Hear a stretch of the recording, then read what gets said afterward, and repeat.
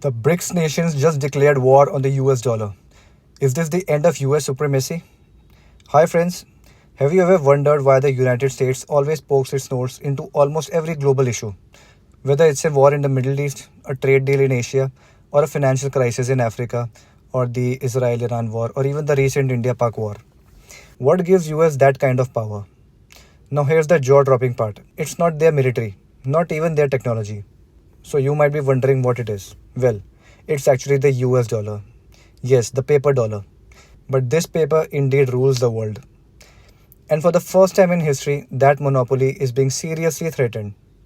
So Russia, China and India, through the BRICS alliance, are preparing to launch a new currency that could potentially replace the US dollar in the global trade altogether. If you thought international politics was just about alliances and speeches, well, wait till you see how dangerous things get when the US dollar is threatened, and we'll discuss in the upcoming few minutes. Because when the other world leaders tried to break free from the dollar, they were either assassinated, invaded, or even sanctioned. So don't skip this video because we are going to uncover how BRICS is shaking the very foundation of the US dominance, how India's rupee is trying to return to its golden days as it used to be before, and whether a new financial order is finally coming in. So let's begin our analysis. So the US sees itself as a global superpower and tries to control almost all the international affairs. So it's no secret that the US plays the role of the world's self-declared policeman. Whether it's the Russia-Ukraine war, tensions in Taiwan, or oil in the Middle East, or the Israel-Iran war, or even the recent India-Pakistan war, America always finds a way to jump in. Why? Because being a superpower means influence, money, and control over global narratives. Do you know the single biggest reason behind this dominance? Yes, it's the power of the US dollar. It's not just tanks or missiles, the real weapon is financial control. The US dollar is the world's default international currency. You want to buy oil from Saudi Arabia? Pay in dollars. You want to get a loan from IMF? Pay in dollars. The US can print more money and still stay rich because the world accepts their currency. Now it's important to know that over 96% of global trade and international business is still done in the US dollars. Now that's a staggering number. Almost every shipping container, oil barrel, or even software payment moves through the US dollar system. Even countries that don't trust the US still use the dollar because there is no better alternative, up until now. So most countries hold their foreign reserves in either US dollars or petrodollars. Foreign reserves are like a country's emergency bank account, and guess what? Most of it is in the US dollars. That means if the US cuts you off today, then you are essentially stuck. You can't buy fuel, food, or even basic imports. That's the control or influence that America presently has. So, if any other country replaces the dollar, the US could potentially lose its bullying power. But is that even possible? Yes, it's possible, but it's also very risky. The US has shown in the past that it doesn't let go of the power very easily. Countries that try to replace the dollar either collapse or face economic sabotage. Now the question is, will BRICS succeed where others have failed? So, in the 2024 BRICS summit, Russia had proposed a new international currency, the BRICS currency. So at the BRICS summit in 2024, Vladimir Putin made a bold announcement. Let's launch a new currency which will be called the BRICS currency to challenge the US dollar. Well, what was the idea behind it? The idea was to introduce a joint currency that could be used for global trade and will be kept outside the American control at the same time. So the proposal was accepted by the BRICS countries and even supported by many non-BRICS nations as well, aiming to replace the US dollar. Shockingly, not just BRICS, but even countries in Africa, South America, and Asia also supported this idea. These nations are tired of the US sanctions, dollar manipulations, and being financially controlled by the US. So this BRICS currency's value will be backed 40% by the country's gold reserves and 60% by country's economic strength and local currency, unlike the USD. Now this is a game changer. The US dollar is not backed by anything. It's just trust. But the BRICS currency will be backed by real gold and real economies. That actually gives it weight, stability, and also the credibility to be accepted by other BRICS nations. Donald Trump even threatened to impose a 150% tariff on countries that dare to move away from the US dollar. Now this is classic American fear response. When countries like India or Brazil started talking about ditching the dollar, Trump responded with economic threats. A 150% tariff is massive. It could even bankrupt small economies. So following this announcement of a new currency, India's RBI started to purchase a huge amount of gold in 2024, naturally raising suspicion in the US. It's an accepted fact that gold is meant for financial security, and in 2024, the Reserve Bank of India quietly began buying tons of gold. The US saw this and realized, well, something big is coming. Why are these countries holding gold all of a sudden? Now, as of 2024, the top gold reserve holders include the US holding 8,000 tons, Germany 3,000 tons, followed by Italy 2.4k tons, France again around 2.4k tons, Russia 2.3k, China 2.2k tons, Japan 845 tons, and then India around 840 tons. So if you look at this list, you'll notice something very interesting. The BRICS nations, Russia, China, and India, hold a massive share of the world's gold. That gives a lot of credibility to their currency project. This means a significant portion of global gold reserves is held by BRICS nations, giving way to a BRICS-backed currency. So this isn't just talk.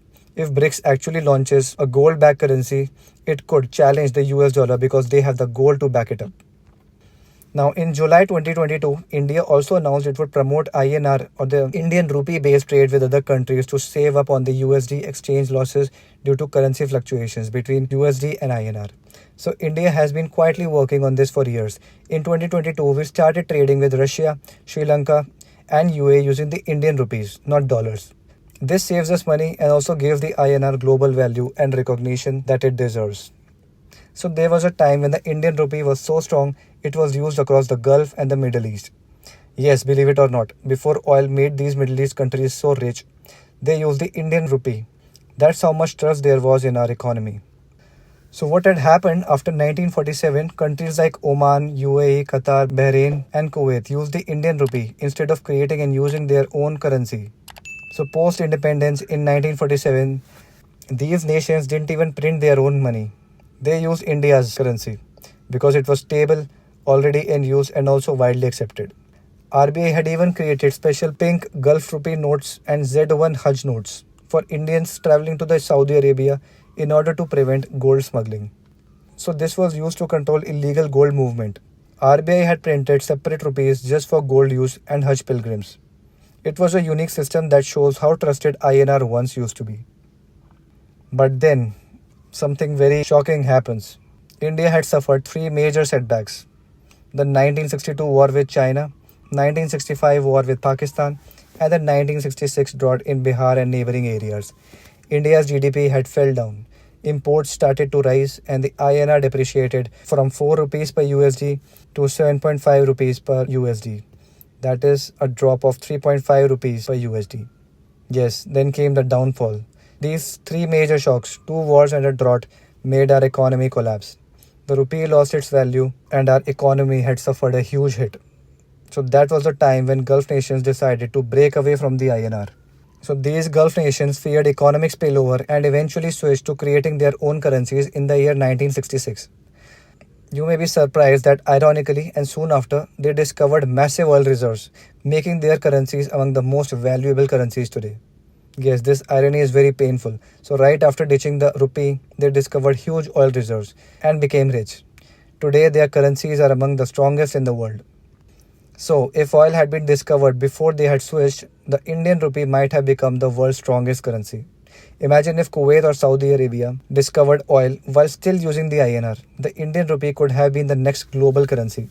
But then who knew the future, and the fate had other plans. So coming back to the BRICS nations, today they contribute about 22% of the global GDP and represent 41% of the world population, with China and India alone making up a third. Now these aren't small economies anymore. BRICS is powerful economically as well as demographically. Together they have the strength to actually shake the entire global system, as you can see from this graphic. So naturally the US feels threatened by the rise of the BRICS currency and India's push for INR in the global trade. Now when the power shifts, the old king gets nervous. That's exactly what's happening with the US. They see BRICS rising and it scares the US. On the other hand, China's yuan is also becoming a serious contender for the global trade dominance. China is already signing trade deals in yuan with Africa, Russia, and even some European nations. It's not just INR, yuan is also part of the fight. Now let's look at the history. When world leaders tried to ditch the US dollars, the US responded back with regime changes or even invasions. Yes, here's the scary part. The US doesn't play fair when the dollar is at stake. For example, Gaddafi of Libya proposed a gold dinar. He was eventually killed and Libya collapsed. He wanted to unite Africa under one currency, which would also be gold backed. The US called him a dictator, or rather accused him of being a dictator. US bombed Libya and supported rebels to eventually remove him. Next is when Saddam Hussein announced oil trade in euros.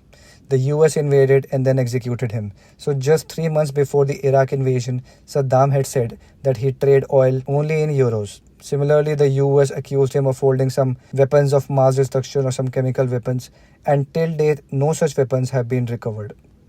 Next is when Venezuela tried ditching the US dollar. US had applied sanctions on Venezuela which led to extreme poverty and eventually lifted only when they complied. So when Venezuela refused to trade in dollars, the US had hit them with sanctions. Their economy eventually collapsed, and once they agreed to return to the dollar trade, the sanctions were eventually removed and the things came back to normal. It is still a very poor country, but then better from how it used to be earlier. So now the conclusion is, will the BRICS nations survive the storm? Will India and China successfully dethrone the US dollar, or will history repeat itself? Only time will tell. But one thing is very clear, the dollar is no longer untouchable. That's it for today's video. If you found this video informative, hit that like button and subscribe for more such deep dives into global politics, economics, and UPSC level analysis. And remember, currency is power, and power always comes with conflict. So stay alert, stay curious, and I'll see you in the next video.